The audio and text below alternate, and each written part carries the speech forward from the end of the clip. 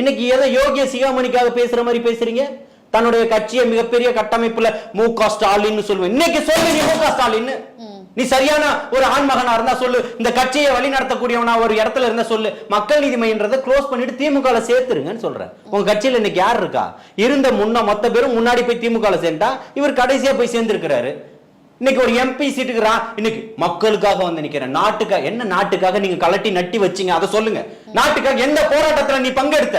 இத்தனை ஆண்டுகள் இத்தனை போராட்டங்கள் நடந்தது. கடந்த காலங்களில் எத்தனையோ போராட்டங்கள் நடந்தது. இன்னைக்கு குடிச்சிட்டு அவங்க செத்துக்கிட்டு இருக்கிறானே.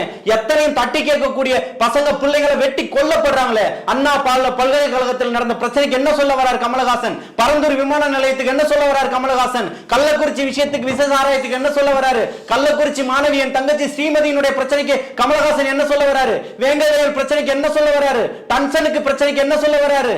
இந்த கனிம வளம் கொள்ளையடிக்கப்பட்டதுக்கு கமலஹாசன் என்ன சொல்ல வராரு?